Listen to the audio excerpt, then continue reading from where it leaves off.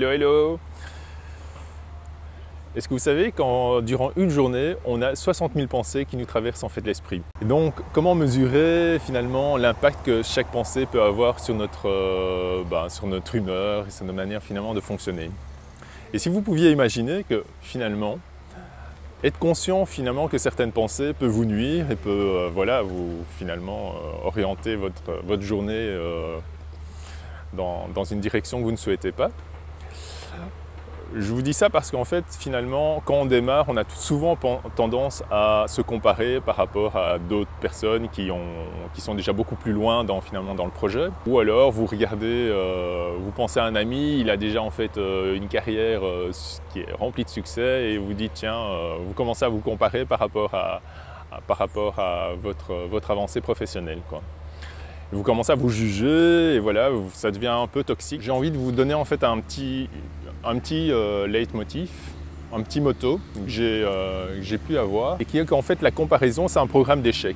Alors c'est pas un programme d'échec dans toutes les situations puisque c'est intéressant, ça nous stimule d'avoir des exemples, des histoires à succès. Et donc si vous pouviez vous libérer de cette pression-là en ayant finalement conscience de ce qui est important pour vous.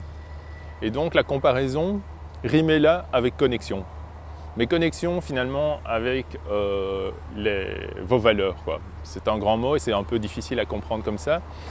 Mais au final, ce sont les valeurs par exemple qui sont liées au projet dans lequel vous êtes.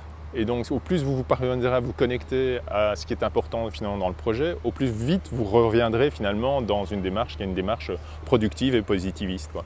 Enfin, positive.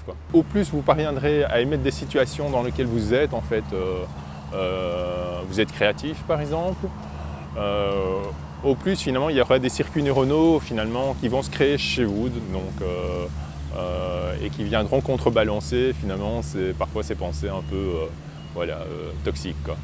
Voilà, j'espère que vous allez appliquer en fait ces petites techniques qui vous permettra d'aborder vos projets de manière beaucoup plus sereine. Alors si vous souhaitez avoir en fait un petit livret qui vous résume en fait et qui vous explique en fait ce qu'est les valeurs, parce que j'ai mis quand même pas mal de temps finalement à bien comprendre ça, les valeurs, les équivalences concrètes, ce qu'on entend par là, et alors une petite technique en fait d'ancrage qui vous permet finalement de